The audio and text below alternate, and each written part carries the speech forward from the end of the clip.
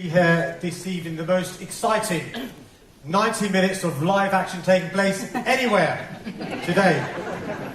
I've been mayor now for a little over 2 years. Far too long! And during this time, we've seen some incredibly positive changes. No, we haven't! Seen death and murder! For Londoners. But we've also experienced a series of tragic events unprecedented in recent times. The Grenfell Tower fire tragedy. And our three children. terrorist attacks where lives were lost and people injured.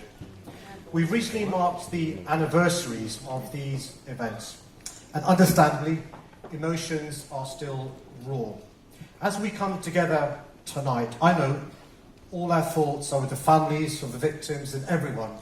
The families of the victims of a terror attack are stood here. Your establishment covered it up. The Met Police, the CPS, and you know about it. Trump's welcome here. You're not. Terrorism is not part and parcel of living in a big city.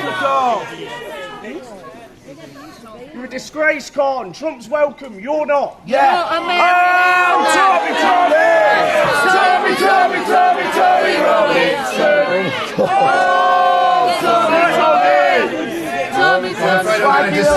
Children that fly! What about our three children? They're all under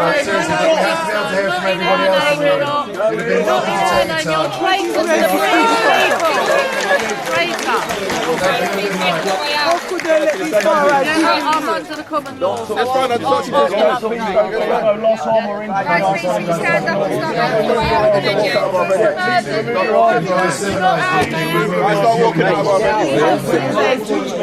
stop I stand on the common law. I stand on the common law. If you assault me, Start walking this way, please, sir.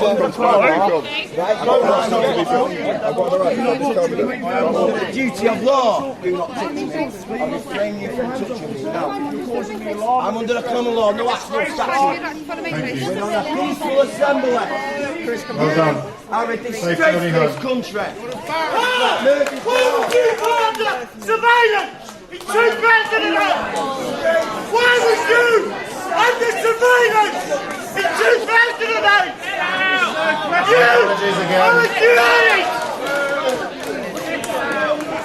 MI5! Get straw! Sign it off! Get straw! Sign it off! You're surveillance! And a very good night to you as well, sir.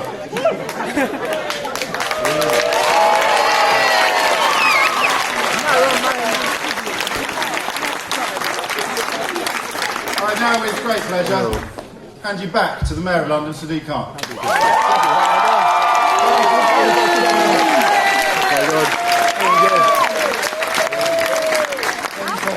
Gentlemen, before taking your questions, I want to touch on two key issues: policing and crime and affordable housing. My top priority will always be the safety of Londoners.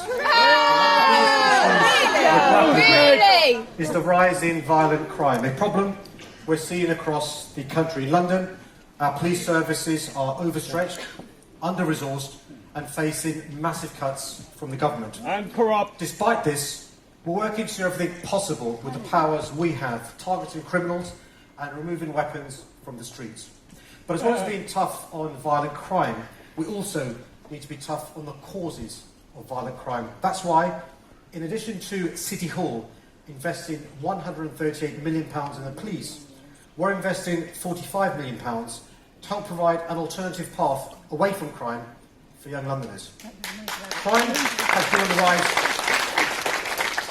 the rise since 2014, and it's going to take some time to turn this around. But I'll continue to do everything I can, including supporting our police and investing in young Londoners, while putting pressure on the government to play its part by providing crucial funding that we need. On affordable housing, there's no question we still face a major housing crisis. But for the first time in decades, we're taking steps to turn things around. I know that having a genuinely affordable home can make a difference, because it's the story of my life. That's why I'm proud that last year we started building more genuinely affordable homes than in any year since City Hall took control of housing. And this includes starting to build more social homes in 1 year than in the previous 4 put together. I've been candid about this from day one. We're not going to be able to turn things around quickly. It takes time to turn a tanker around, but I'm optimistic that we're heading in the right direction. In London, these reforms from policing and housing to air quality and affordable transport are about a safer, fairer and more equal city. This is in stark contrast to the world around us and what we've seen tonight, becoming increasingly polarised and extreme.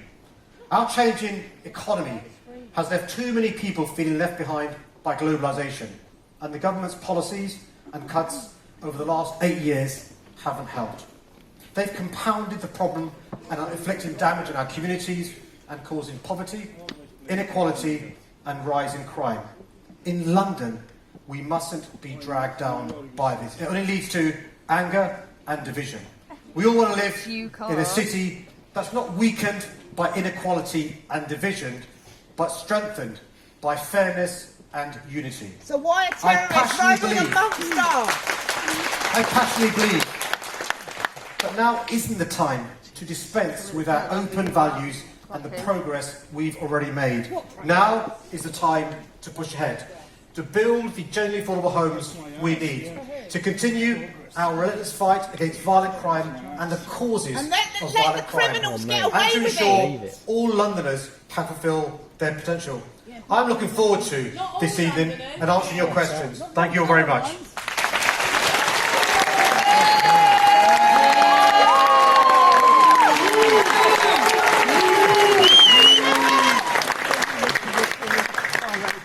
Thank you very much, Sadiq Khan, and welcome once again to the O2 Indigo. If I just take a moment to acknowledge that some of you here this evening are clearly very angry, and that's absolutely fine.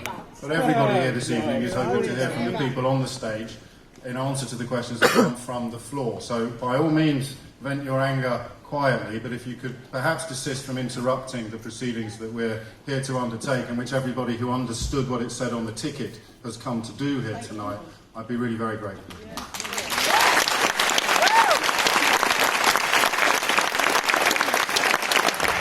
So we will begin with question 1 from Area 1, which makes it sound a little bit like Roswell. Fraser is, I believe, from Gatwick and should be. This is why I brought my glasses. Fraser, what would you like to ask the Mayor and his deputies? Firstly, I just want to say it's an incredibly disappointing way to do politics, what those people have just done. I'm incredibly embarrassed, so I apologise.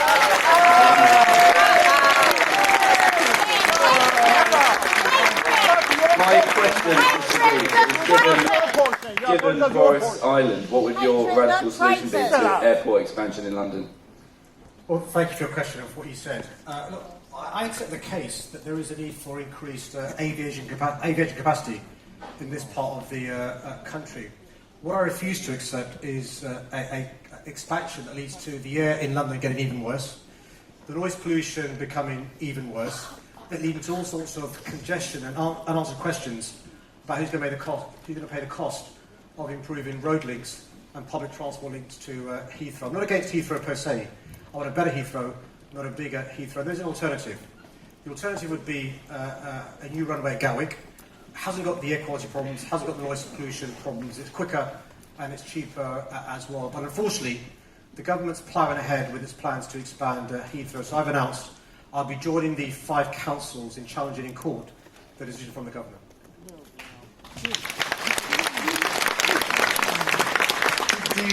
Do you think it is going to go ahead? I appreciate that you're going to challenge it in court, but what are your instincts tell you? I think this will be dragged into years of delay, not simply a legal challenge that we're bringing, but all sorts of other issues the government have. There are 2 big issues. One is the Transport Select Committee raised a number of concerns which the government haven't addressed, but the government themselves have a number of conditions that need to be satisfied before the expansion can take place.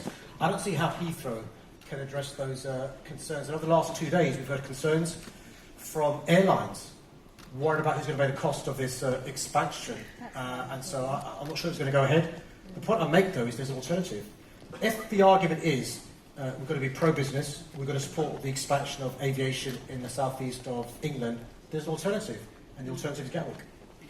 Would you like to invite the Deputy Mayor with relevance to this to add to what you've said, or are you happy to carry the ball solo? Happy to be instructed by you, James. I don't know if there's anything to add to that. I think that probably most Londoners feel a little bit confused. The previous mayor was going to lie down in front of the bulldozers. You've swivelled on this, haven't you? You've undertaken a U-turn on Heathrow. Just remind the audience of what you used to say and why you've changed your mind. I've not changed my mind in relation to the need for increased aviation capacity. No, I said Heathrow, not air capacity. So it's important to explain your premise of your question. But what I think is, because of the concerns we have around air quality, because of the concerns we have around noise pollution, because of the concerns we have around cost, I'm now no longer in favour of an expanded Heathrow. What I'm in favour of is the alternative, which is a new Gatwick. And I'm here answering your questions rather than being in Afghanistan. No reference to the previous mayor. Were you surprised that he didn't keep his promise to resist the third runway proposal? Not at all. Move on now to a question from Area 2. Steve is from Greenwich, so you haven't come far. Steve, what would you like to ask the Mayor and his deputies? Yeah, good evening, Mr. Mayor. You see, this morning at LBC, they launched the story, or broke the story, that Boris's cycle highway on the embankment was installed with the knowledge that it was have to be dug up at incredible cost for the building of the new super sewer. We also learned this evening that it's going to be closed for possibly 6 months, and that TfL have taken the decision today to close it to vehicular traffic and yet leave it open to the cyclists, whilst the cycle highway is only predominantly used during the rush hours. Perhaps you'd like to comment on that. Well, I mean, one of the things that I've previously expressed concern about is the way these cycle superhighways were constructed in relation to the lack of consultation, the disruption it caused during the construction, and the problems there were. I'm pro-cycling. I think we've got to get our people across London walking, cycling, using public transport. Our population is growing.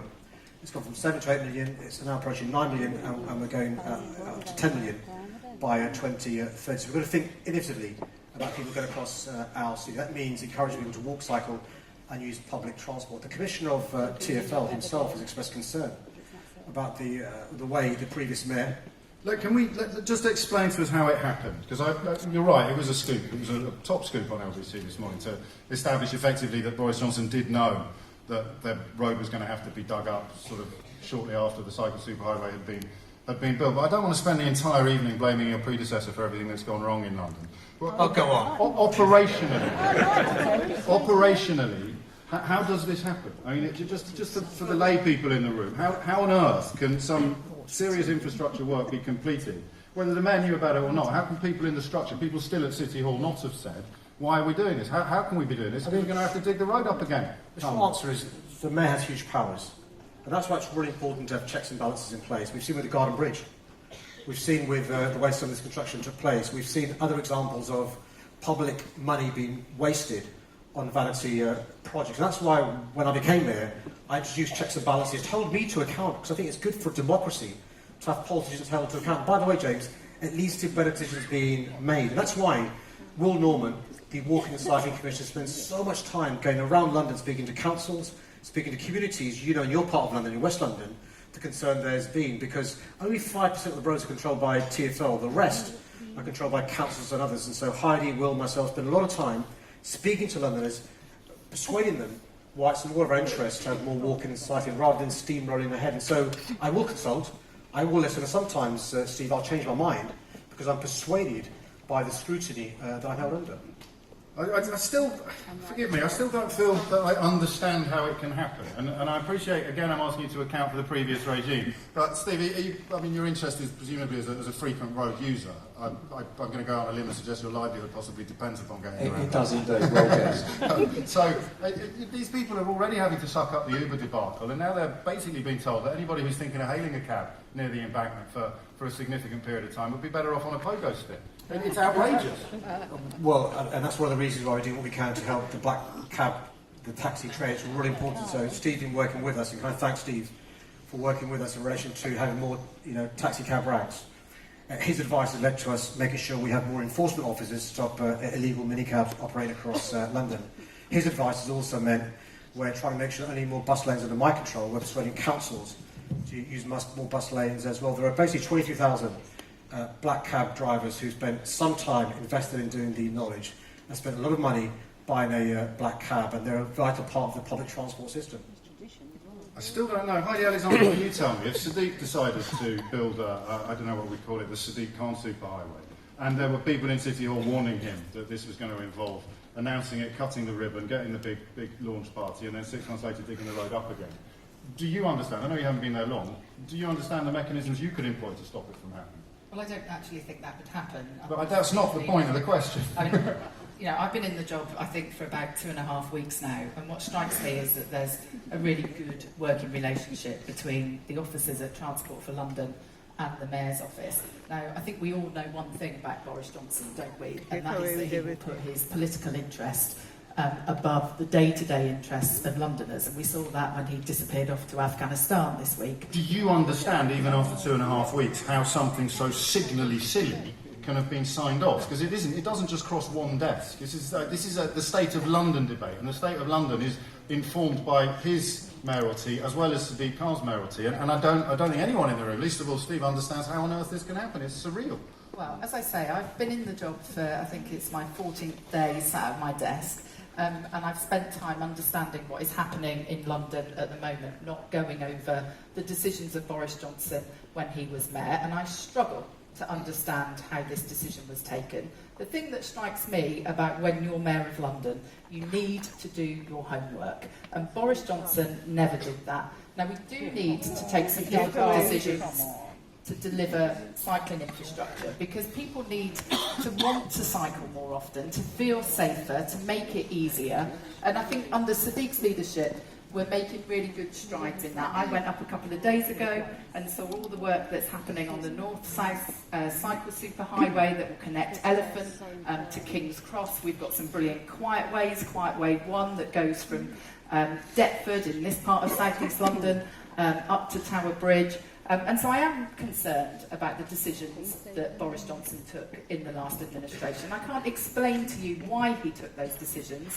And as Sadiq said as well, you know, there were some dodgy decisions around the Garden Bridge. That's not happening anymore. And we've got to have a professional, strong working relationship between the Mayor of London and Transport for London if we're going to get the sort of transport network that we want and that we need. And you're absolutely, your short tenure in post notwithstanding, you're absolutely certain that there's no way this super sewer can be built without the levels of disruption that have been reported today? This is a huge bit of infrastructure which is actually going to have some really positive outcomes. It's going to clean up the river. It's Victorian infrastructure, and that is one of the problems in London, that whether you're upgrading the tube network or upgrading the sewerage, these are big, complex projects. And so what Transport for London looked at, you know, in the last couple of weeks has been about how we ensure that people are safe on the roads, keeping that cycle superhighway open, where 12,000 people a day are cycling along it. We couldn't reroute that safely, so there will be, you know, some knock-on impact, and we appreciate that this is really, really painful for people that are using the road network in central London. But we are doing other things as well to look at how we tackle congestion. So, for example, we've seen lots of white vans proliferating in the centre of London, delivering orders that people are making on Amazon and things like that. And so we actually need to be thinking about, you know, modern 21st century solutions to the problem of tackling congestion as well. There is going to be a bit of pain associated with delivering the super sewer, but we have to take sensible decisions, listening to the advice of experts at Transport for London to make sure we're doing it in the least disruptive way possible. Thank you, Heidi Alexander. Let's go to Area 4 now, where I think Corey from Ealing has what will probably be our final question on transport, and then we can crack on with some safety questions before the news. It gives us a little more time on that issue than we had previously expected to get. So where's Corey? Hello, mate. Hi. Hello, Mr Mayor. You are aware of the campaign that I've started to improve the lives of disabled commuters in London, as I've written to your office, and I believe you're receiving updates from the petition. I'm asking TfL to add "Look Up, does someone need your seat?" to their automated announcements. Can I rely on your support with this campaign, and will you use the full powers of your office to make sure that TfL will implement the change to help disabled commuters in London? Absolutely. It's Excellent. very important. When do we come and check? It's really important to check. Public transport must be what it says in the tin. And there are so many Londoners who have hidden disabilities or disabilities that are visible that we need to make sure we address. So, for example, just to give you some ideas of what we're doing, you've seen the badges we've now got in circulation. We piloted it, it works, and it's really good, innovative. We've got investment to have more step-free stations than ever before. We currently have 74. The idea is in the next 2-3 years, go up to 50% of the tubes, London Overground, the Elizabeth Line, and trams being accessible to those who use wheelchairs. Really important. But you're right, simple announcements can help us all be aware, because it's part of living in a civilised city, the fact that those of us who haven't got disabilities help those that have so they can get about our city. Just give people in the room, Corey, an idea of how limiting it is, because I appreciate there's myriad different types of disability, but it's always quite illuminating for those of us who aren't disabled to notice how few, for example, if you went and looked at the map at the tube station over the way, how few of those stations actually have proper access. What is your daily experience? It's very difficult, and on the way here I got out at Green Park to change onto the Jubilee line, and only once I was off the tube did I find out that the lift was broken. So you're expected to get back onto another tube during rush hour. Everyone's looking down, and the badge scheme is fantastic, and it's especially good for people with invisible infirmities or impairments. But if people aren't looking up, and it's not selfishness, it's just how we travel in London. It isn't people being mean. It is just the case that people don't look up, and I think a simple announcement would go a long way. TfL have been very positive, but I really would like your backing, and I'd like you to speak to them and get this implemented. We can do this overnight, can't we? Yeah, we can. But also we can go a step further, which we are. We're now also have trained all our staff to make sure they're aware, because you're right. Some of the time it's just not being aware, and just making people aware by training makes a big difference. That includes our bus drivers. Over the last 2 years, we've spent a considerable amount of time training up, professionalising bus drivers as well. And you'll have been aware of the recent decision we've taken to make sure those who are in wheelchairs and get onto a bus have space on the bus for them to use, particularly when there's potential conflict between mums and dads with buggies and those in wheelchairs as well. And I'm really proud of the progress we've made. But James is right, there's no reason why we can't speed it up. And let me get back to this. Before you leave, I want one of my staff to get you details. And I know you email anyway, and I'll give you a timeline of when we'll see some change that you can be proud of. That's hugely appreciated. Thank you. You know where you can get hold of me if you don't hear from him. Let's move on now to the issues of safety and security, which I think everyone in the room would agree have assumed a new air of urgency in recent months and years. We'll begin with Amin, who's from Poplar. Amin, what would you like to ask? Mr. Mayor, I'm a brand new Londoner, having moved to Poplar less than 30 days ago. I'm really nervous of running to Canary Wharf's tube station to get to work every day. As a brand new Londoner, and everyone can see the challenges that face London globally, including most of my family who are overseas, how do I convince my family that I'm going to keep safe? Where have you come from? I've come from Hampshire, but I'm originally from Dubai. Move out of London! So the concerns you're articulating are concerns felt by many Londoners and many of us who have family and friends outside of London. Because over the last period we've seen an increase in serious violent crime. That's why your family and friends outside of London are concerned about you being able to jump from Poplar to Canary Wharf, aside from your own concerns. So firstly, I recognise the concerns you have. Actually, the figures bear out your concerns. Just for those that aren't aware, actually, we've seen over the last 4 years an increase in serious violent crime across England and Wales and in London as well. Let me give you examples of the steps we're taking, not only for you to be safer, but for you to feel safer as well. Over the last 2 years, I've used all the powers I've got to raise more council tax and use it towards policing. But also we've done something brand new this year, is use business rates to pay for more policing. So over the last couple of years, we've spent, roughly speaking, £138 million to make sure our police numbers don't go any further down. And so now we've got, roughly speaking, 30,000 officers. It's still fewer officers than we've had since 2003, but it's not going down anymore. So that's the good news. But secondly, we're also investing in particular things to make sure you're safe. So let me give you some examples. We've now got a specialist team of officers, 150 officers, who are part of what's called a violent crime task force. And they go around London every day of the week in those areas that are known high violent crime areas. And you know, just the last week, in the last week, they've taken off our streets hundreds of knives. They've made a number of arrests. In the last 6 months alone, they've taken off our streets 1,000 knives. That should give you some confidence that the police are taking actions to make you safer. But they're more likely then to move to the areas where the crime isn't at a particularly high rate, as we've already seen this week. I mean, the bad news, James, is, and the bad news for Alan is, across England and Wales, crime is going up. I was with the mayors of Liverpool, Manchester, West Midlands, Tees Valley, West of England, 2 weeks ago, and each of their regional media were asking questions. And guess what their questions were about? The rise in crime. And so it's not a problem unique to London, but the advantage we've got is we've had in the last 2 years the biggest rollout of body-worn cameras of any police force in the world. And that'll give the police the confidence now to do targeted stop and search, knowing that the public will have confidence in coming forward, but also the police will be confident in using this tool. And actually, for a global city, crime in London is quite low compared to other global cities. Thank you, Mr. Mayor. I'll tell my family your message. Thank you. Every 2.25 days. Every 2.25 days, all of us can only hear one voice at once. And in February alone, 250 knives and swords were seized across London just within 1 week.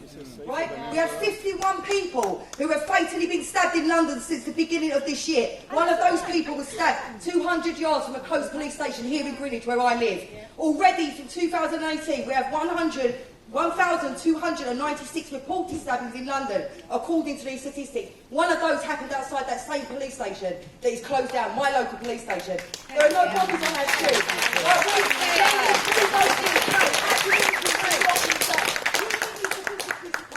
And that's fair enough. But for me, as a parent, I'm telling you, we do not feel safe. No, we don't. We don't feel safe.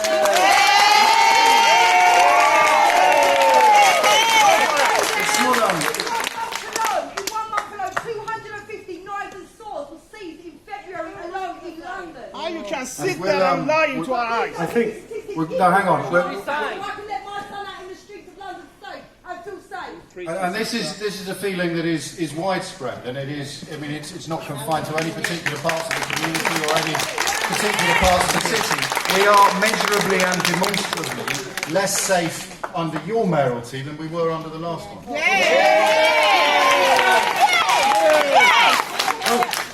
With respect, I would like to hear the mayor's answer. Over the last 4 years, I mean, it's really important to look at the evidence. The evidence is over the last 4 years across England and Wales, crime has been going up. But across the last 8 years, I know you're talking about numbers can sometimes appear like we don't understand the concerns that London has had. But across the last 8 years, we as a city have lost £720 million from our budget. Now, that has an impact because... Again, I need to hear what the mayor is saying. You're perfectly entitled to say it's not about money, but that is what they pay police officers with. Well, I mean...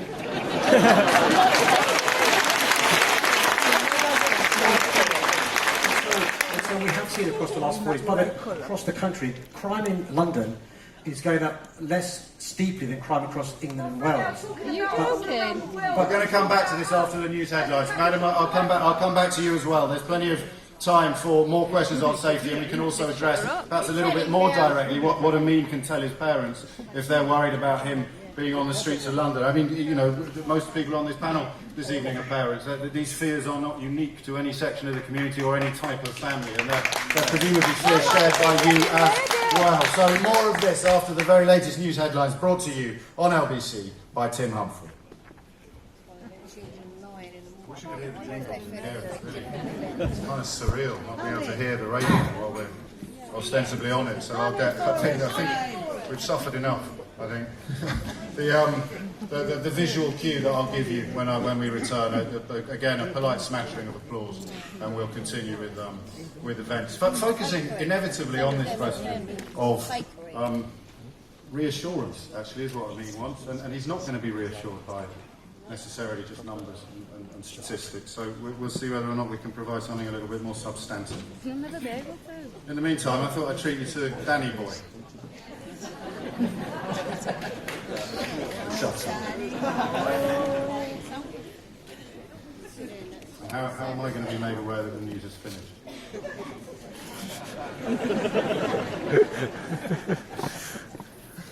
That was a serious question.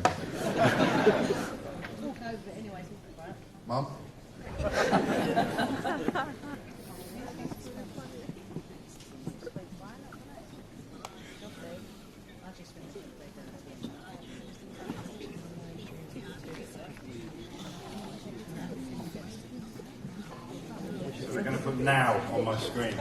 That is the super high-tech space-age technology that we're employing here this evening. They'll put now on my screen. I'll go like that. You'll start clapping, and we're back in the room. I might go earlier as soon as I see the end.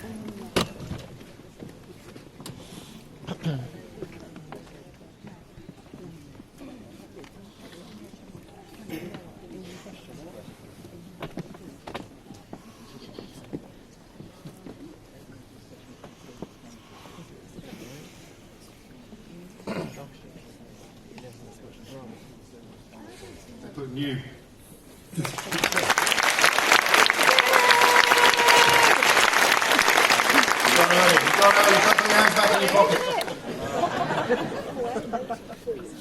No, start clapping again.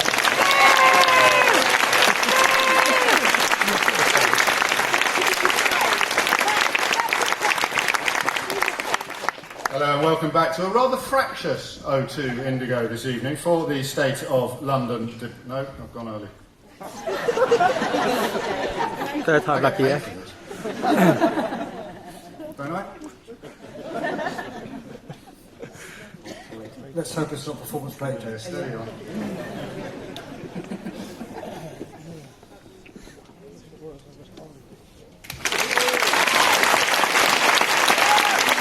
Thank you very much, and welcome back to a rather fractious and feverish State of London debate here at the O2 Indigo, and we are right in the middle of what will probably prove to be the most feverish element of tonight's questions. We're looking at safety. Amin in Poplar essentially asked the Mayor, Sadiq Khan, to reassure his mum and dad that he's safe, having recently moved to London and taken up what I presume is his first job. So I appreciate that statistics are relevant to part of the answer, but I wonder if you can reach out, possibly even bring some emotion into it, give Amin's parents some reason to be a little bit more optimistic that the future is going to be a little bit better than the very recent past. I think the questioner who followed Amin, who mentioned the hundreds of knives seized by the police just in a month from people carrying knives, should give some confidence that the police are taking action against those who think it's okay to carry a knife. It's not okay to carry a knife. If you carry a knife, you're not going to be more safe. You're going to be less safe. You know,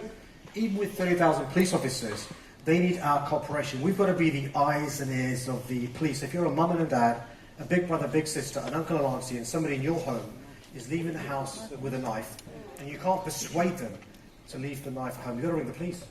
And by ringing the police, you're not only keeping that young person safe, but you're keeping the rest of Londoners safe as well. And the police rely upon the intelligence from the public. And I've had examples, James, where the police have gone to speak to the victim who suffered serious injuries because of being the victim of a knife crime. They've spoken to the best friends of a young Londoner who has lost his life, and they're not coming forward to help the police. In those circumstances, it's really difficult for the police to do their job. And so the message I want to send to Londoners today is this: look, the police work incredibly hard. They're overstretched and under-resourced, and I have nothing but admiration for the police.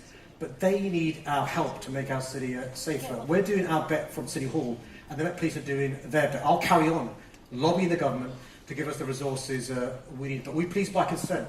I'm hoping that Londoners will come forward and give the intelligence, the evidence that the police need to keep us safe. 75% of your community say they're not going to open their mouth and say anything. Okay, that's your community. You just explained that I appreciate you three there. It's lovely that you've come along tonight, and I'm really enjoying your company. But the microphone doesn't pick up what you're shouting, so all that happens is that everybody else in the room has their evening ruined. So, I mean, by all means, carry on ruining their evening, but consider this to be your final warning. With the greatest of love and respect. Peace. It's not just a question, Sadiq Khan, of refusing to cooperate. A lot of these young people who have been victims of crime or who have had friends and family members, they tell the police to get lost. They don't just say, no, we don't want to help. They say, get lost to the police. How on earth do you break through that kind of barrier if it is their help that you're going to need in bringing people to justice? It's almost as if they feel more kinship with the rival gang that's trying to kill them than they do with the authorities that are trying to keep them alive. Firstly, look, I don't apologise for the police being tough on people who think it's okay to carry a knife. I'm not going to apologise for the police doing more targeted stop and search to get knives off our streets. But the police work incredibly hard to give the public confidence in them. What should reassure Londoners is the body-worn cameras. The police make sure they turn them on during the interaction, but we've got to work even harder to make sure young people understand there's no alternative to the police keeping them safe. The idea that a criminal gang will keep you safe, the idea that you'll get a sense of respect and belonging by carrying the knife, all the evidence is that's untrue. And that's why, in addition to all the evidence is that it's what these young people believe. Lots of people believe things that aren't. Well, that's why, in addition to investing in enforcement, the monies that I've announced, we're also investing in young Londoners, because of that prevention and diversion, giving young people an alternative to a life in crime, giving young people an alternative to belonging to a criminal gang. And you know what? All we see from other parts of the world where it's been a success fighting this issue, Scotland and elsewhere, is this holistic public health approach. And I'm not going to apologise for investing in young people. I don't want to put words in your mouth, Amin, but did you hear anything there that will reassure your mum and dad? No, I didn't. Excuse me, is your name Amin? I'm just answering it. I didn't feel safe. Can we go back to the original question, please? Is that what you're actually saying to us? That they all come from gang background? Madam, again, if you haven't got the microphone, no one can hear you. Just bear with, please. Amin. I think my parents in Dubai would be really reassured to hear directly from the mayor. And so I think, as Londoners, we have to put trust in the mayor. No, we don't. Well, it's not compulsory, by any stretch of the imagination. I feel like I can trust the mayor. Okay. And you feel like you don't, you see? That's freedom of speech and democracy in action. Except he's willing to let you speak, if you could just be willing to let him speak. Then everybody will be happy. We can all shake hands and celebrate victory in the football. I don't know anything about the score of the football. Let's go to Ian, who's in Hillingdon. Ian, what's your question for the Mayor? Hi, I'm Ian Rice for you, Mr. Khan. Right.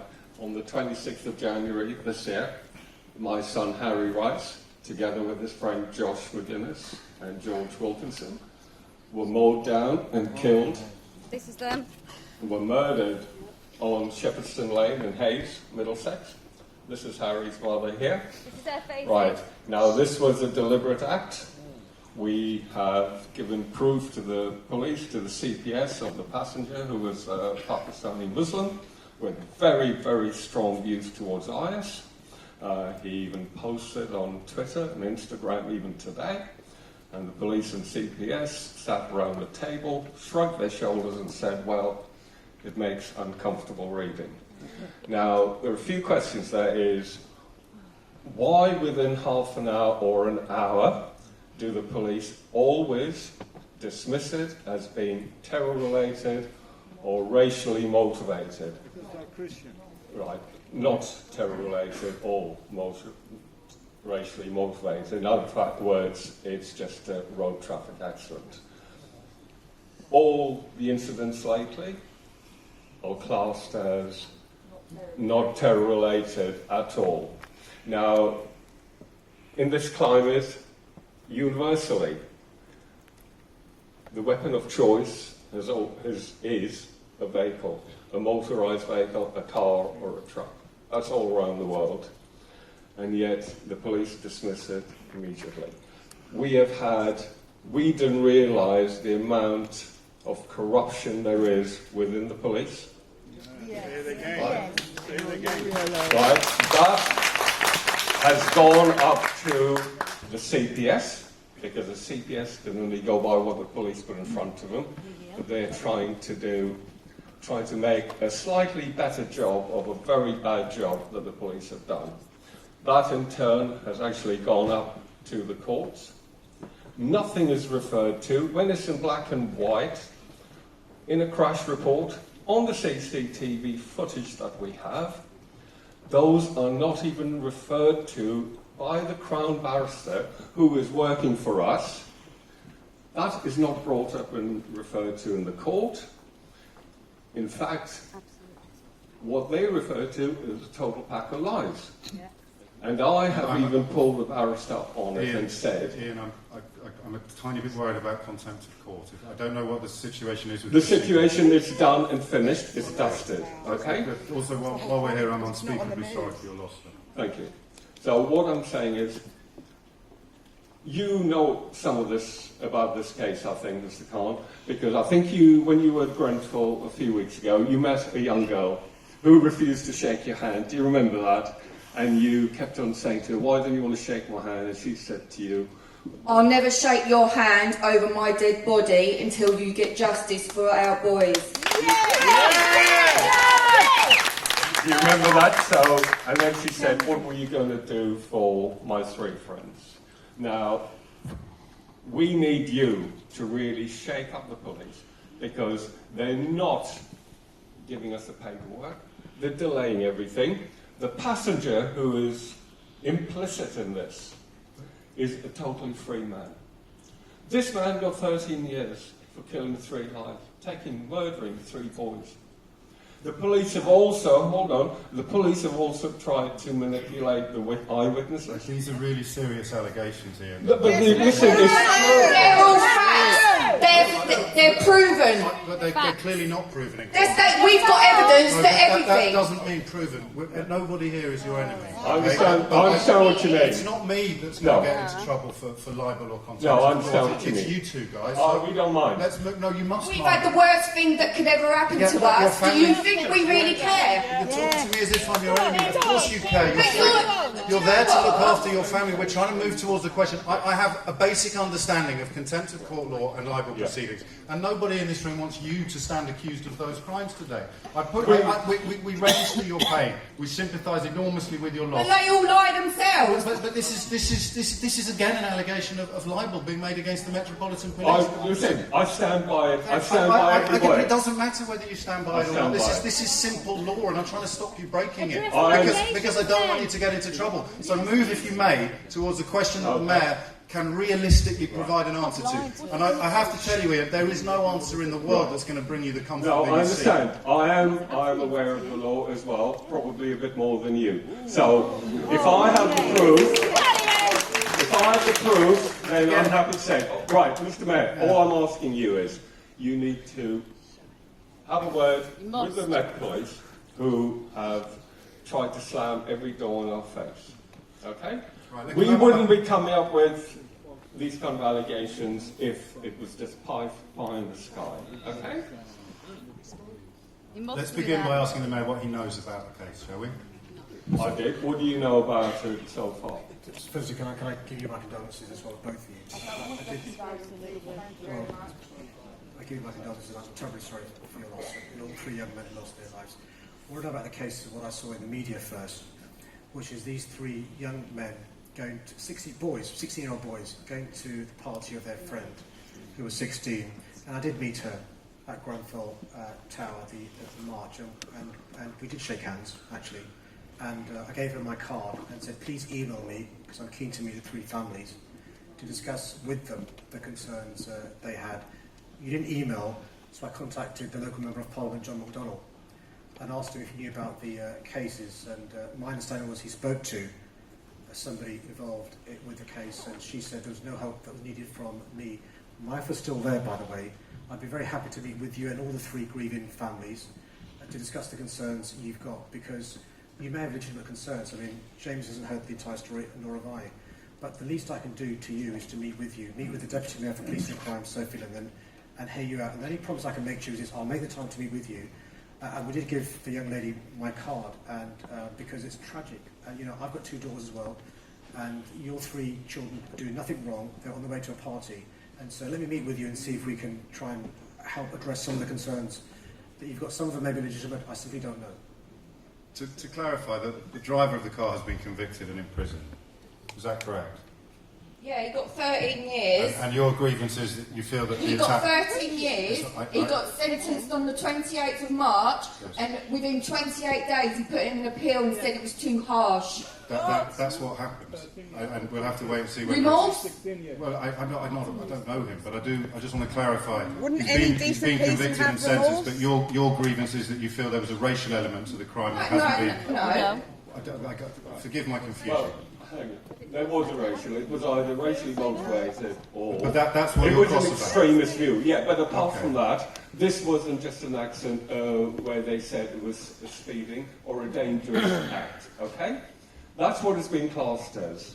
Death by dangerous driving. In a sentence here, your complaint is, and leaving aside allegations of corruption, in a sentence, what is your complaint? And then I can keep an eye on this. Okay, our complaint is he's in the wrong charge. Okay. He should be under the charge of 3 murders and 2 attempted. Now, let me just clarify that.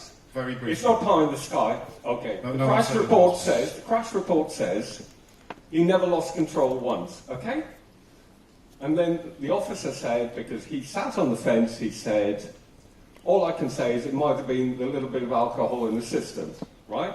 And when we questioned him further, in front of the CPS, he said, if I didn't think it might have been the bit of alcohol in the system, he would be charged with 3 murders and 2 attempted murders.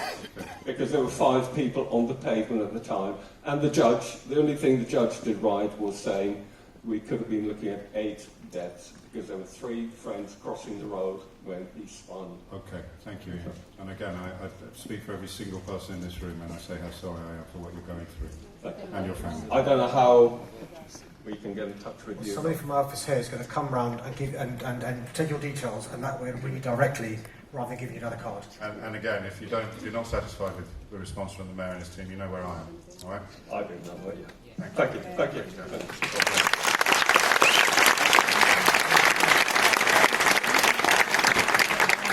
We will move on now to the third question on the issue of safety, and this one comes from Halima, who is from Haver. I don't think she's in Haver. She's a very loud voice. Halima. Hi. Hello. On the 23rd of June, there was a fatal stabbing in Romford, which I'm sure everyone's heard about. A 15-year-old boy passed away. A couple of hours before that, about 2 miles away, my 14-year-old brother was chased by a gang of youths with a knife. He was saved just by a random passerby who told him to jump into his car. I don't know if those boys were the same boys that have potentially killed that young person. But what makes me and my family really angry was that we called the police, they attended, we identified a suspect, we showed them the house party that the group of boys were attending, and the police didn't even attend. They were 15 doors down. I told them I would walk them to the house. They said, no, it's fine, we'll do it. To this day, it's 5 days on, I still haven't received a CAD number. I get a CAD number for losing my mobile phone, but I can't get a CAD number for my brother being chased by 15 boys with a knife. And this is, from what I understand, this is quite normal gang-related activity that you feel the police are either incapable or not interested in seeking to address. The Mayor has only so much responsibility for this. We haven't heard from any of your deputies. Should Sophie Linden perhaps address this perceived lawlessness that almost everybody in the room is quite seriously concerned about? Sophie Linden, of course, is the Deputy Mayor with responsibility for policing. I've never seen anything like this before. I don't mean in the room tonight. I mean the sense on the streets that people are not being protected by the forces of law and order. And I completely understand your frustration and how frightening that must have been for your brother. And I'm a mother of 4 teenagers growing up in London. And I tell them to be careful, to be safe when they go out. What happened in Havering was shocking, really, really shocking. And myself and Sadiq have spoken to very senior officers in the Metropolitan Police about what happened, what the follow-up is, and they're coming back to us in relation to what information they had got through. And we will certainly take your details to make sure that we can follow that up to find out what has happened. On the wider issue of why are what feels like so many young people carrying knives, whether they're in gangs or not, there is gang-related knife violence, and it is very serious, and some of the murders are related to that, absolutely, but it's not all gang-related. We are working, absolutely prioritising tackling this with the Metropolitan Police. Sadiq has put in £15 million, as he said, into the police so that they can be out there every day enforcing against those who are carrying knives. It's really important that the community supports them, gives them the intelligence they need so that they can make those arrests, and so that everybody else can understand that they will get caught if they are out there carrying a knife. It's really difficult, it's a complex problem. There's short-term, really strong enforcement happening out there as we speak. every weekend and every night on the streets of London. More officers are going out, but we've also got to look at what those causes are. If these crimes were happening in some of the more middle class and prosperous parts of town, don't you think you'd have found the money by now? Yes,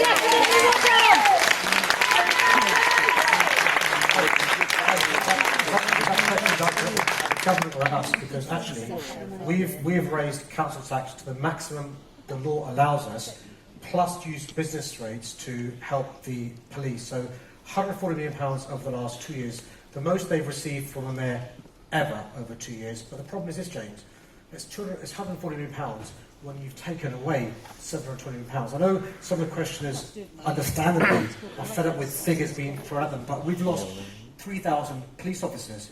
We've lost 3,000 community support officers.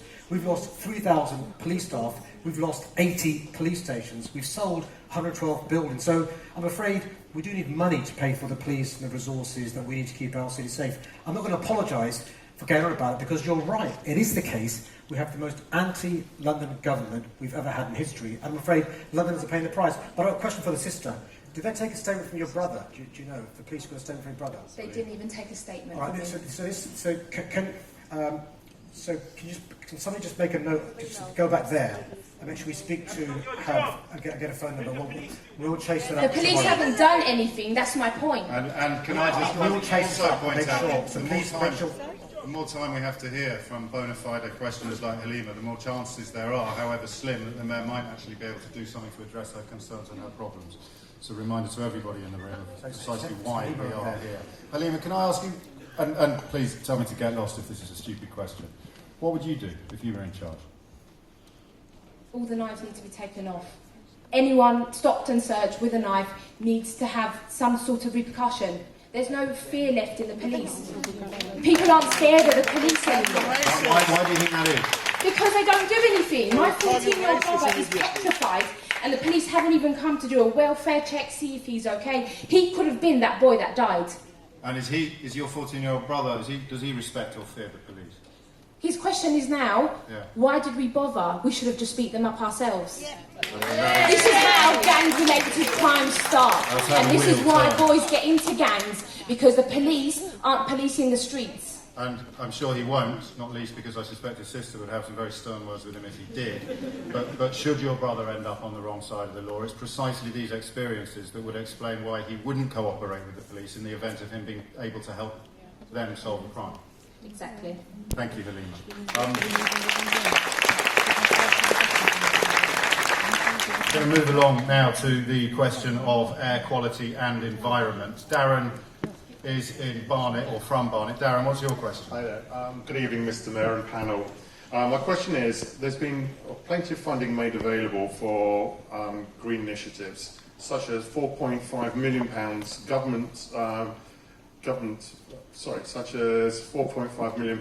government charging infrastructure grants. My question really is, what are you doing to ensure councils in London take advantage of this, since this has been available since 2016, and to date, when I say January, the figure was only 5 councils in the whole of the UK have taken this up. So you say from Barnet? I'm from Barnet, yes. Right. Well, firstly, James, let me be frank, Barnet is a rubbish council. It's an example of a council that wanted to help us clean up the air in London. Barnet have counselled food collection waste, and we need to basically reduce, reuse and recycle. If we don't, it'll lead to all sorts of issues around climate change and quality of life in London. So what we're doing is this. We're doing what we can from City Hall. So, for example, we've announced policies in relation to, and we've seen evidence of increasing the numbers of rapid charging points. We now have 150. Steve's drivers need rapid charging points because they're being encouraged to buy electric taxis, but there's no point in buying electric taxis if they can't charge them rapidly. We now have more than 3,000 normal charging points. We're extending the ultra-low emission zone after starting the next year, and we've got the world's first T-charger because we want to clean up the air in London and encourage people to use cleaner forms of transport. We can't do it by ourselves.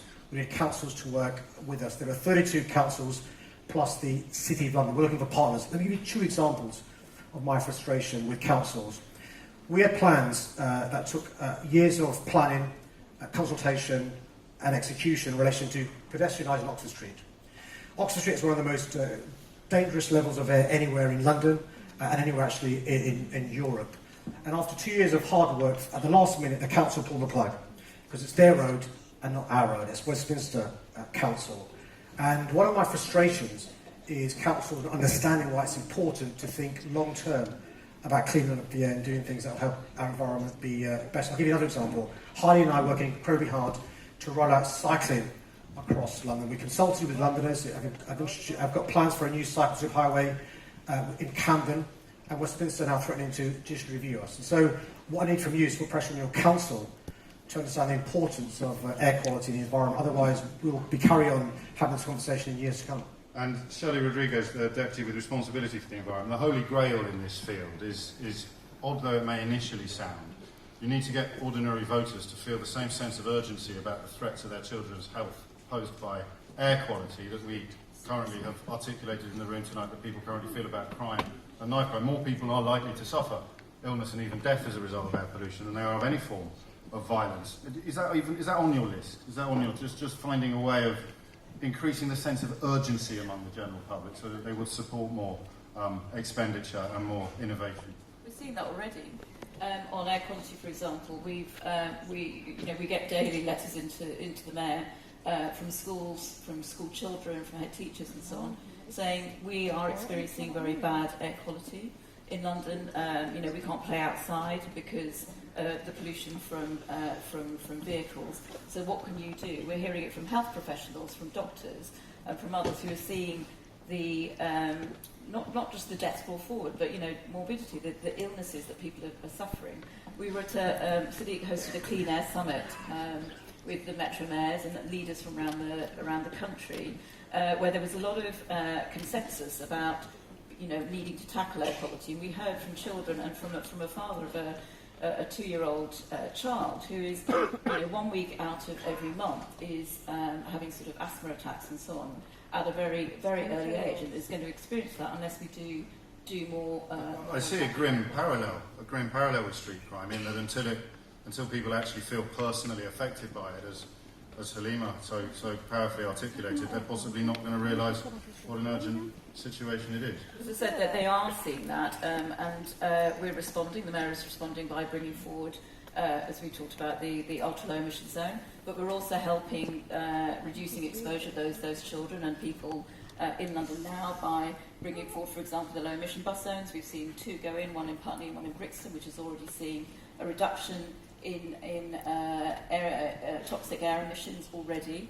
The T-Charge has seen a 30% fall already in the number of non-compliant vehicles coming into the zone. These are things that we're trying to do with the powers the mayor has. But what we were saying to Secretary of State, that Michael Gove, who came to that meeting, he asked to come to that meeting, and he's credited Sadiq with asking for the Clean Air Act that we have been, and that he's proposed to bring forward. They are recognising that more needs to be done, and we've been asking for a diesel scrappage fund, for example, that will help people move out of those polluting vehicles. But we do need more powers. Around here we know that the river emissions are an issue. We want to be able to do that, but we just don't have the powers to do that. Thank you very much indeed. I thought Mayor Khan would be bringing his deputies into proceedings, but I'm quite happy to do it if you're not. I was told you're the boss, James. Yeah, here we go. Let's move. I said squeeze in one more question on this issue. Liz is in Newham. Liz? Good evening, Sadiq. I wanted to ask you what your immediate steps are going to be taken on air quality around schools, especially primary schools, nurseries. I know she sort of answered the question, but I just wanted to know your immediate steps, not just long-term, but your short-term. Thanks for your question. So let me share the bad news. We already have example of children in London with underdeveloped lungs because of the bad quality that's happening now. We already know in London there are more than 9,000 premature deaths, so we've already now helping finance areas around schools to be cleaned up. And let me tell you the really heartbreaking news. The children in the poorest parts of London are suffering the worst air and have the worst lungs. And so we're investing in things like, you said examples of things we're doing, is outside schools, parents shouldn't be idling their engines, encouraging people to walk to schools, greening up areas around schools so they can have trees and plants, emitting oxygen and sucking in some of the carbon dioxide. Are there funding? Yes, there's funding as well. So basically we've done two ways of funding. One is funding to the schools directly. We've done audits to some of the schools. 50 schools have been audited, and we've prepared a very easy toolkit for the other schools to be audited in relation to working out how bad the air is, what measures you can take to clean up the air, and separately we're giving councils record amounts of money at something called the TIF funding. Basically what it does is it gives councils money, £170 million per year, to use that towards local policy. So things like paying for the entrance for the school to be moved around to a less polluted part of the school. And so it's part of a package of measures that's Shirley referred to cleaning up the air around schools, because what you don't want to do is encourage people to walk to school, but they're walking down polluting roads as well. So we're going to clean up the roads, the passages from home to school. The TIF, is it a funding, or is it So prioritised by the lowest, poorest councils in London? So what it is we City Hall give the councils, roughly speaking, £179 million a year, and then we make sure we give them the toolkit to do the toolkit around the schools. It's an audit. So you can go into each school now, work out where the biggest pollutants, how bad is the air, and what are the best ways to clean up the air around your school. Some schools it could be things like having generators in relation to cleaning up the air. Actually, the air inside buildings is really bad as well, and 80% of that comes from outside the building. And so the councils are a key role to play, and so some councils across London are working with the schools, with the governors. We have one example of a school that Shirley and I visited, where a local business was paying for a staff car park to be turned into a greening area. And so it's getting local businesses involved as well. There's no alternative. Look, we can either be the last generation that doesn't get it, or the first generation that gets it. And I want us to be the first generation that gets it and sorts it out. Thank you very much, Sadiq. I have some rather troubling breaking news from America, where I've just been told multiple people have been shot at the Capital newspaper in Annapolis in Maryland. We'll be bringing you the latest on that apparent multiple shooting in the news headlines at 9 o'clock today. I don't know the Capital newspaper in Annapolis, but I will, as I say, bring you the latest news headlines as they become available. Moving on now to questions about housing, one of the most urgent issues facing not just the capital, but of course the entire country. Let's go to Sarhad, who's from Camden, I believe. Sarhad, what would you like to ask the Mayor and his deputies? Hi, good evening. It's actually Farhad, my name, and... Farhad, my apologies. I shall have someone fired as soon as the evening is... Thank you for organising this evening, this debate. It wasn't just me. It's regarding homelessness in London, really. Housing, it is really important, obviously, and that's all linked with violence as well as... We all walk around London seeing homeless people on the streets, and it's becoming a real problem. And I'd just like to know what is your plan. What's your concern, Farhad? Are you just a concerned citizen, or...? I am a concerned citizen, and I'm really passionate about homelessness. Stepping over people in doorways as you make your way to work in the morning. I think we all close an eyes to homelessness, and we just neglect it.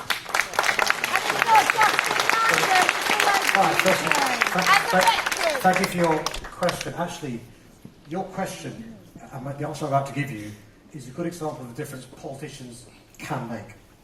So I'm going to start the first part of the answer and then hand over to James for the second part. The first part of the answer is this. For the 8 years before I became mayor, the numbers of people sleeping rough in our city doubled.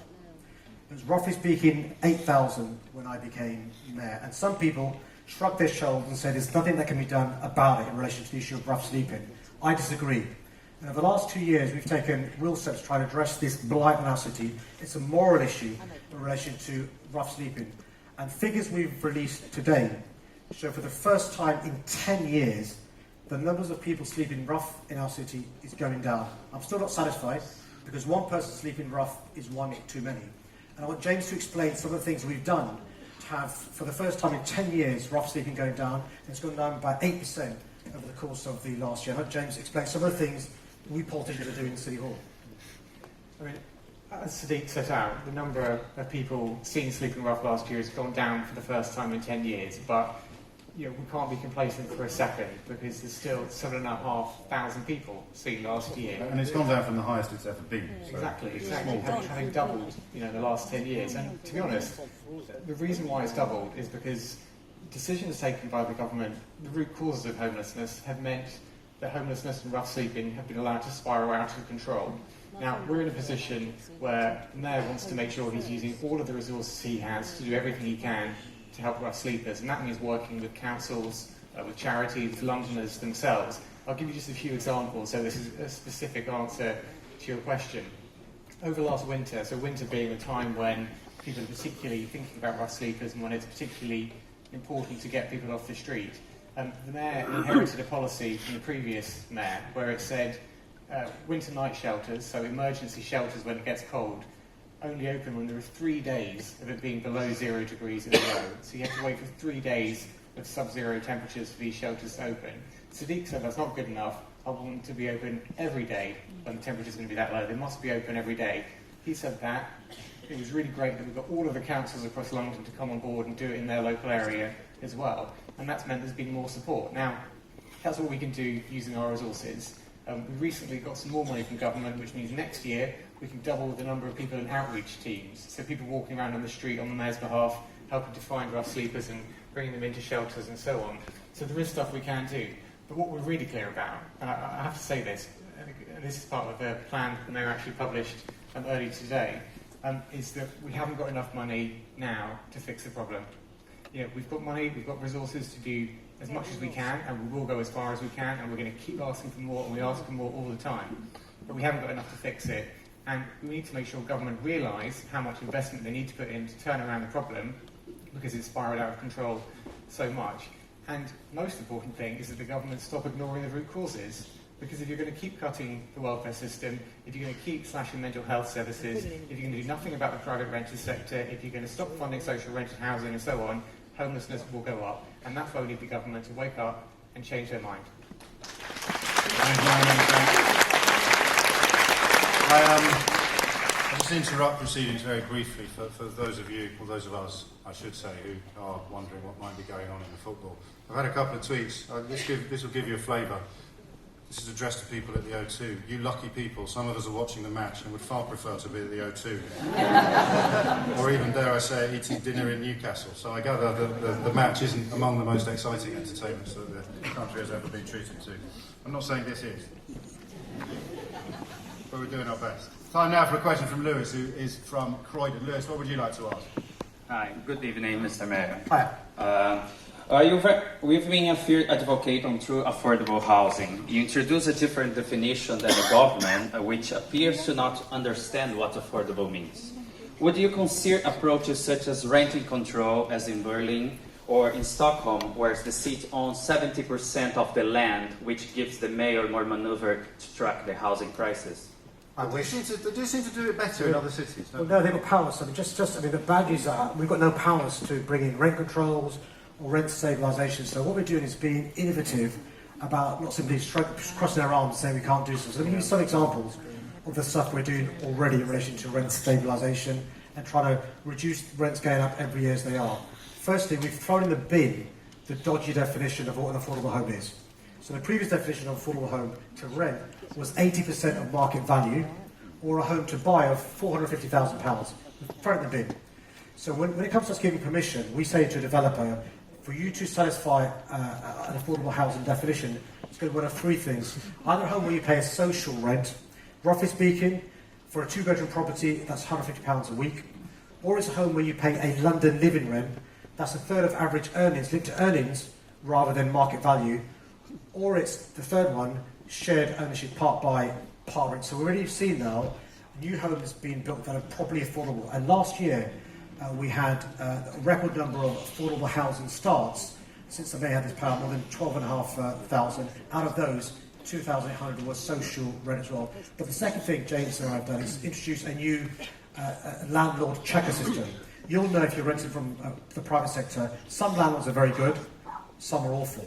So for the first time ever, you can type in your landlord's name and see whether he or she has taken action against them, and so you can make sure you're going to a good landlord. Is it compulsory to register on that as a landlord? So we've got to deal with the councils now. So if the council has brought a prosecution or the London Fire Brigade, it'll be on the database. And that's really important. That gives you really good... It's not like TripAdvisor. You don't get a previous tenant saying whether or not this landlord is a good guy or a wrong, and it's linked upon criminal action. The bar is proceeding to be brought into court for a reason you'll appreciate in relation to the law of defamation. The third thing we're doing, though, is to make sure that we can have a model orientated government, because there are two big concerns private tenants have. One is the amount of rent you pay, percentage of disposable income, the rent you pay. But two, security of tenure. We all know a landlord can kick you out of the property almost without any good reason. So we're trying to make sure landlords appreciate this in everyone's interest to have security of tenure. And so one of the things we started to do for the first time is to encourage build to rent. And the advantage of that is you get security of tenure, so the tenancy, if you want it, is up to 3 years. But during the 3 years, the rent only goes up by inflation. And it's really important we have more of these affordable properties as well. And actually, the big change that's going to be is more affordable homes being built in London. And what we're doing is trying to speak to developers, councils, and housing associations to have more affordable homes built in London. That's the real solution to addressing the crisis of housing in London. It hinges upon asking property developers, who ordinarily are quite big fans of the free market and driven chiefly by profit. This hinges upon persuading them to build buildings for less profit than they could otherwise have accrued. Yeah. Well, the condition of you getting permission, Mr. Developer, is you've got to build a certain number of homes that are genuinely affordable, or if not, you get no permission. And actually, we're seeing developers talking to us, but most developers realise, James, they can't recruit decent staff because of the housing crisis. They can't keep decent staff because of the housing crisis. They understand there's an issue.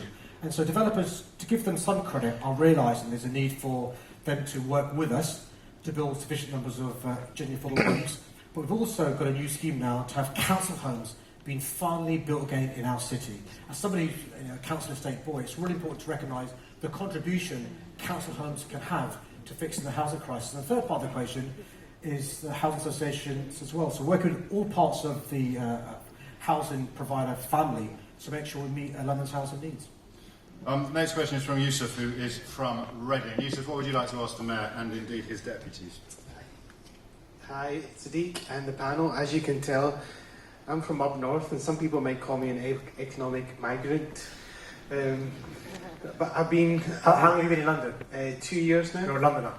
Thank you. No, you're not. No, you're not. Oh, heaven's sake. Aren't you tired? It's alright, it's absolutely fine. So my question is probably twofold, and you've touched upon some of it. So coming from Glasgow, coming from a council estate, social housing is a key and personal attribute of mine, and I'm passionate about that. What I see, and I've lived from west to east, the distinct probably lack of social housing, and part of your strategy is ensuring that each borough has that. And I'm asking, do you have tangible levels or facts to say what percentage of social housing is available in each borough? Do you have that fact? And the second question probably is around, I've been trying for the last 2 years to get onto the property ladder, as many people have, and I'm a professional, I have a relatively decent job. I can't do it, so God forbid anybody else trying. It's very difficult to get onto the property ladder. How much do you think you'd need to be earning, either as a couple or as an individual, to have a realistic chance of getting on the housing ladder within zones 3 or 4? So as a couple, we earn, I would say, a good low-level 6-figure salary as a combined. We can't get onto the ladder. So God forbid if you're near 20, 25k a year, 30k a year, 40, it's impossible. It's never going to happen. It's never going to happen. So unless you work as a banker or have a private business or earn substantial amounts, it's difficult to get onto the ladder. So God forbid, people that have lived in London all their life, I think it's impossible to get on. So just your thoughts on that would be it's quite a wide-ranging question. Yeah, no, already. Can we focus on what the target is? I mean, when you're no longer mayor, if it's your choice to leave City Hall as opposed to the voters' choice, so it'd be at the end of an 8-year term, what would you like to be able to say? So the amount of homes we need to build a year, according to government estimates, is 70,000. 70,000 new homes each year for the next 8 years. Nationally? No, in London. That's London alone. So government experts say we need to build, roughly speaking, 70,000 homes in London every year from now. And we agree basically with their target. over the last 20 years, we've built, as a city, roughly speaking, 30,000 homes each year. 25, between 25 and 30. So there's a previous 20 years shortfall, and you can understand why there's the housing crisis you're talking about. So there is an issue of supply. Put aside the demand issue. Two pieces of good news. I'll deal with the first one in relation to the housing portal. I'll let James deal with the conversations he's having with council leaders about council homes. So the good news in relation to first-time buyers is we've reached a deal with developers now to have what I call first dibs for Londoners. And that's giving Londoners the first dibs on the new homes that are being built, because listeners will be aware what happens is homes are built, and before they've been marketed, they've been bought by somebody, generally overseas, and they're left empty, or they use second, third, fourth properties.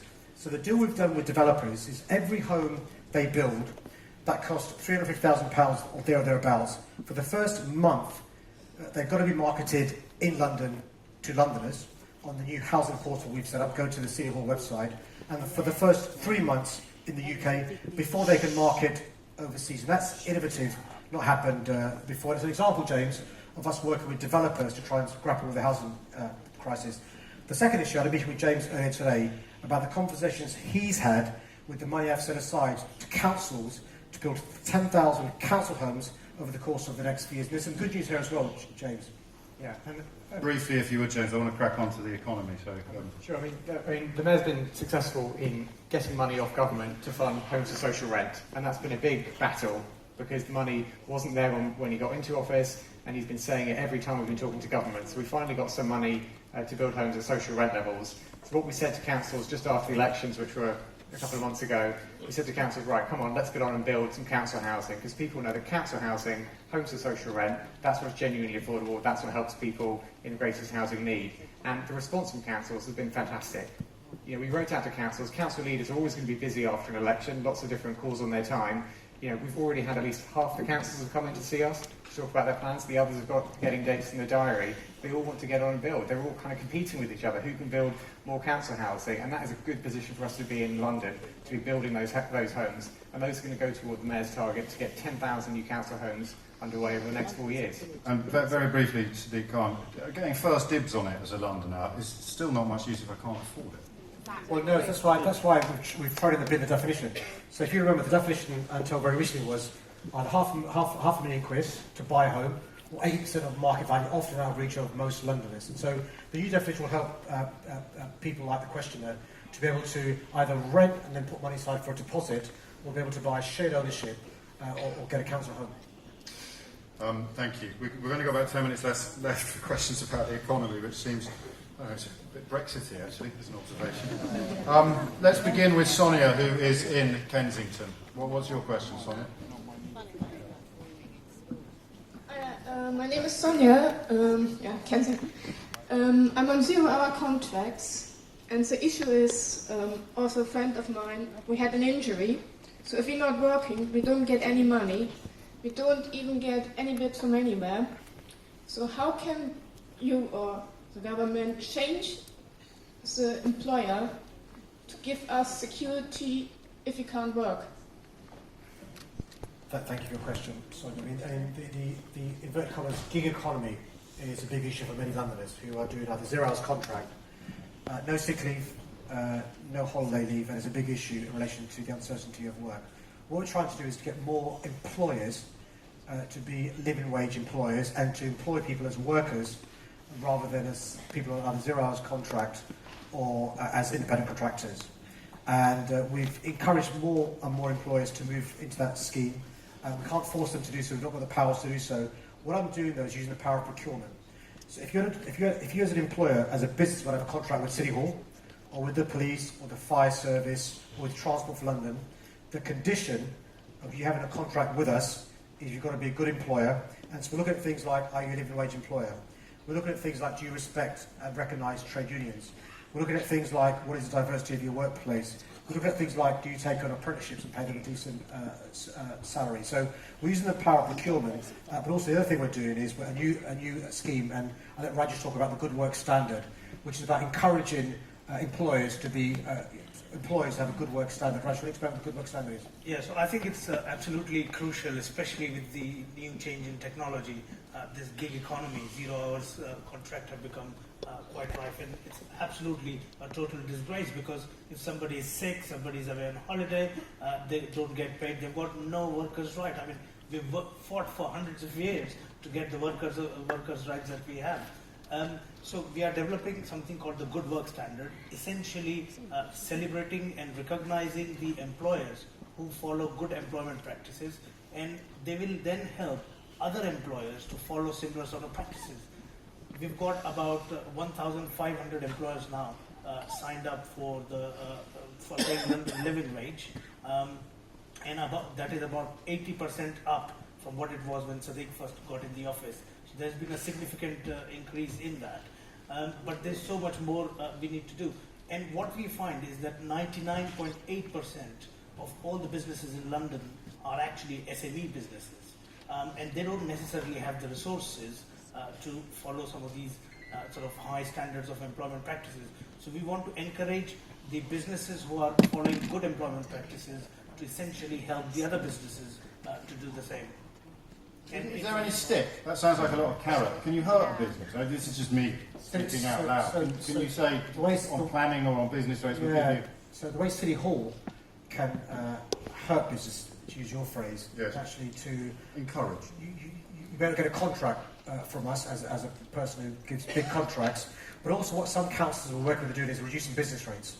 So if you're a good employer and you're paying the London living wage, Greenwich is a good example. Greenwich gives you reduced business rates if you're a living wage employer. And so there are lots of carrots we've got to encourage them to do so. The biggest stick we've got is procurement, James. We are, the budget for TfL is £10 million, and 70% of that's in procurement. So we can use that as a big carrot. We're running very short of time. Let's try and squeeze in at least one more question, possibly two. Before that, another tweet about events elsewhere this evening. In response to me tweeting earlier about where I was tonight, it must be better than the game I'm watching. I'm almost envious. We're going to put that up on the boards next year. Almost envious. Elaine is from Swiss Cottage. Elaine, what would you like to ask the Mayor? Hello. Hello, Elaine. I think most of what I wanted to say has been said, but I want to focus on the fact that we're losing our young people in London. Most of the people who are even professionals can't afford to stay. We're losing our fine and our teachers, etc. And I wanted to point out that possibly, well, I'm not supposed to point out anything. I'd like to ask. You can, Elaine. Okay. What is this emphasis on 3 years? It's a 3-year rental, and the concerns and worries. You can't build a society, you can't build a community on 3 years. You need to be in an area for at least 10 years.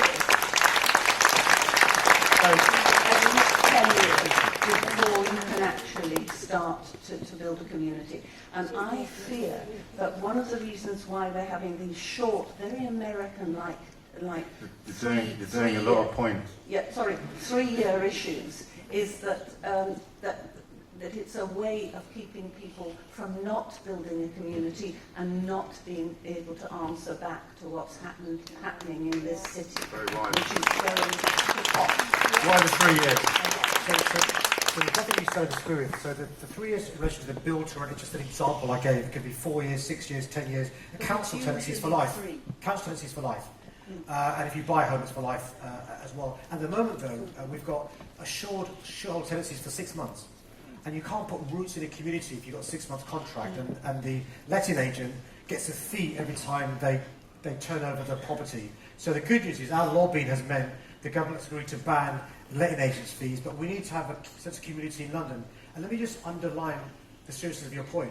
Every year for the last, I think 8 years, the numbers of 30-year-old Londoners between 30 and 40, they're leaving in record numbers each year. That's a brain drain on our city. That's why James and I are obsessed about building affordable homes to give Londoners a route into our community. But that's why it's really important that we make sure we lobby the government to have the resources we need to invest in our city. Because the question from the gentleman about moving to London as an economic migrant, we as a city are flourishing and thriving. People want to move here because of the jobs, because of the diversity, because of the underlying strengths of our city. But we've got to make it attractive so they can stay here when they move here. And the worrying thing is this.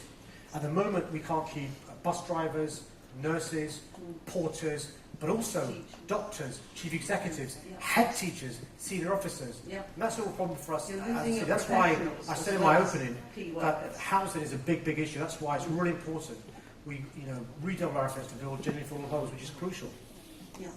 I think, thank you, Sadiq Khan, thank you, Elaine. I think I'm very, very short of time. I'm going to apologise to Elias, who is here from Chiswick. You can give me a lift home, though, if you want, Elias. Just to make up for your disappointment with not getting your question on the board. I will be, mate. I'll see you there. But because I want to squeeze in one more nice question with just the 2 minutes remaining. So perhaps Ebenezer, who's from Newham, could direct that question to the stage. Thank you, Ebenezer. So my question was about your long-term solutions to knife crime in London. In your speech you mentioned about a 4.5 billion fine. 45. Really short, Ebenezer, because we're going to run out of time. And I just wanted you to talk a little bit about those alternatives. So until the 9th of July, the bids are open. Please bid if you want some of this money for youth work, young people. So it's £45 million over 3 years, a record amount, on top of the previous money. And the idea is to give young people something constructive to do. Diversion and prevention are really, really important. A lot of young people have had their youth clubs closed down. No more after-school facilities available.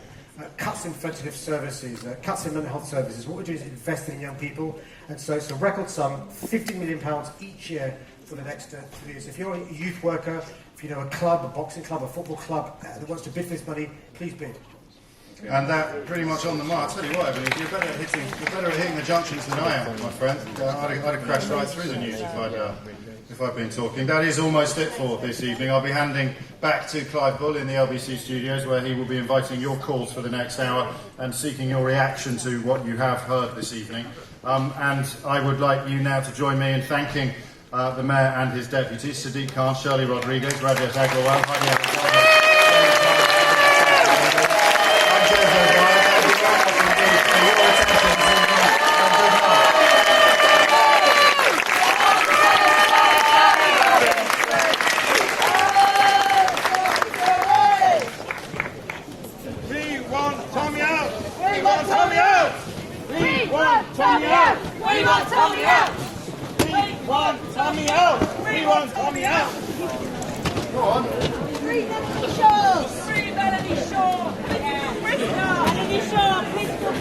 What about all the students that you said you're living through me? Can you say what British man? You let me murder in! Jack Walker! You let me murder in! No London is here! Oh, you can think about London barrels. No, hardly any of them. Are they? London. Not a single one of you asked a relevant question about murders! Murders! Murders of everybody here in London! Murders of people in Manchester that get murdered in Islamic Indonesia! Thank you.